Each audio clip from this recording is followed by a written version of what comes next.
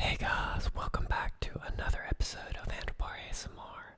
So this video is the fifth video in a 10-part series of my favorite creepy or weird fairy tales. So if you haven't seen the previous videos, be sure to go back and check those out. But we're going to go ahead and kick off The Singing Bone. Once upon a time, in a certain country, there was great concern about a wild boar who was destroying the peasants' fields, killing the cattle, and ripping people apart with its tusks. The king promised a large reward to anyone who could free the land from this plague, but the beast was so large and strong that no one dared to go near the woods where it lived. Finally, the king proclaimed that whoever could capture or kill the wild boar should have his only daughter in marriage. Now, in this country, there lived two brothers, sons of a poor man. They declared that they dared to attempt the task. The older one, who was crafty and shrewd, did so out of pride. The younger one, who was innocent and simple, did so because of his kind heart. The king said, in order to be more sure of finding the beast, you should enter the woods from opposite sides. Thus the older one entered the woods from the west, and the younger one from the east. After the younger one had walked a little while, a little dwarf stepped up to him. He held out a black spear in his hand and said, "I am giving you this spear because your heart is innocent and good.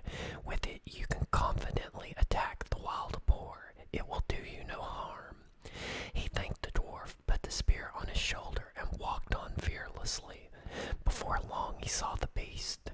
It attacked him, but he held the spear toward it, and in its blind fury it ran into the spear with such force that its heart was slashed in two. Then he put the monster on his back and turned towards home, intending to take it to the king. Emerging from the other side of the woods, he came to a house where people were making merry, drinking wine and dancing. His older brother was there too. Thinking that the boar would not run away from him anytime soon, he had decided to drink himself to get some real courage. When he saw his younger brother coming out of the woods with his booty, he was envious, and his evil heart gave him no peace. He called out to them, "Come in, little brother, rest and refresh yourself with a beaker of wine." The younger brother, suspecting no evil, went in and told him about the good dwarf who had given him the spear and which he had killed the boar. The older brother kept him there until the evening, and then they set forth together. After dark they came to the bridge over a brook, and the older brother let the younger one go first. When the younger brother reached the middle above the water, the older one gave him such a blow from behind that he fell down dead. He buried him beneath the bridge, took the boar, and delivered it to the king, pretending that he had killed it. With this he received the king's daughter, hand of the king's daughter, in marriage. When his younger brother did not return, he said, "The boar must have ripped him apart," and everyone believed it. But as nothing remains hidden from God, the black deed must come to light. After many long years, a shepherd was driving his herd across the bridge and saw a little snow-white bone lying in the sand below. Thinking that it would make him a good mouthpiece, he climbed down, picked it up, and carved it out. It carved the mouthpiece for his horn. When he blew it for the first time, to his great astonishment, the bone began to sing by itself. "Oh, my dear shepherd, you are blowing on my little bone. My brother killed me and buried me beneath the bridge to get the wild boar for the daughter of the king." "What a wonderful horn," said the shepherd. "It sings by itself. I must take it to the king." When he brought it before the king, the horn again began to sing its little song. The king understood it well, and had the earth beneath the bridge dug up.